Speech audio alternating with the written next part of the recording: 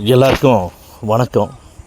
இந்த பதிவில் எதை பற்றி பார்க்க போகிறோம் அப்படின்னா, அதாவது மக்களே, தமிழக வெற்றி கழகத்தோட தலைவர் தளபதி விஜய் அவர்கள் இன்றைக்கி பட்டினப்பாக்கத்தில் இருக்கக்கூடிய அவருடைய இல்லத்தில் தமிழக வெற்றி கழகத்தோட நிர்வாகிகள் எல்லாத்துலேயும் பேசிகிட்டு இருக்காங்க.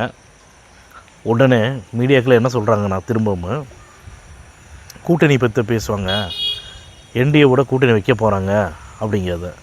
ஏங்க, நான் என்ன சொல்கிறேன்னா, ஜனநாயகன் திரைப்படம் வெளியிடாமல் இருக்கிறதுக்கு தமிழகத்தில் உள்ள திமுக ஆளுங்கட்சியும் மத்தியில் உள்ள பிஜேபி இந்த காரணம் அப்படிங்கிறது எல்லாத்துக்குமே நல்லா தெரியும். ஜனநாயகன் திரைப்படம் வெளியில் வந்தால் தேர்தல் நேரத்தில் இந்த டைமில் மக்கள் எல்லாருமே விஜயை தலையில் தூக்கி வச்சு கொண்டாடுவாங்க. அதே நேரத்தில் விஜய் அவர்களுக்கு தான் ஓட்டு போடுவாங்க அப்படிங்கிறத எல்லாமே தெரிஞ்சு வச்சுருக்காங்க. அதனால் விஜய் அவர்களுக்கு நெருக்கடி கொடுத்துட்டு தான் இருக்காங்க. நெருக்கடி கொடுக்காமலாம் கிடையாது. திமுக ஆளுங்கட்சியாக இருக்கட்டும், ஆளுங்கட்சியை சேர்ந்த நிர்வாகிகளாக இருக்கட்டும், ஆளுங்கட்சியில் இருக்கக்கூடிய எல்லா கூட்டணியுமே அங்கே தான் இருக்குது. எல்லா கட்சிகளும் அங்கே தானே கூட்டணியில் இருக்காங்க. ஏன்னா இப்போ அதாவது எந்த ஒரு பயமே இல்லைன்னா தனியாக கெத்தாக நிற்க வேண்டியது தானே. யோசிச்சு பாருங்கள்.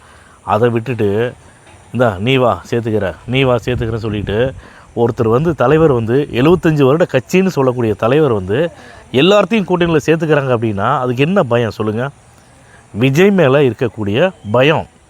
ஏன்னா தமிழக மக்களுக்கு திமுக எதுவுமே பண்ணவே இல்லையே, நல்லது பண்ணவே இல்லை. அதனால் விஜய் அவருடைய அரசியல் வரவேற்பு பார்த்திங்கன்னா மக்கள் மத்தியில் பயங்கரமாக இருக்குது. எங்கே பார்த்தாலும் விஜய்னு விஜய் தும்மினாலும் சரி அது ஒரு பெரிய நியூஸ் ஆயிரும், விஜய் இருமினாலும் சரி அது பெரிய நியூஸ் ஆயிரும்.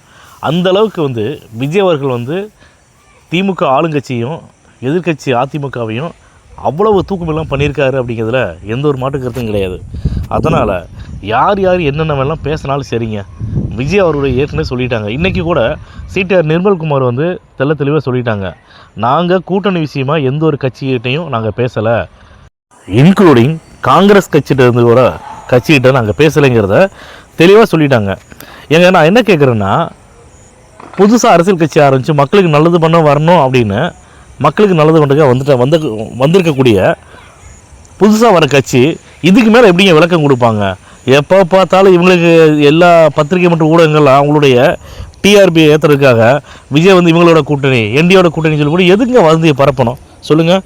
மக்களுக்கு தெரியும் விஜய் அவர்களை தான் முதலமைச்சர் ஆக்கணும் அப்படிங்கிறதுல மக்கள் தெளிவாக இருக்காங்க.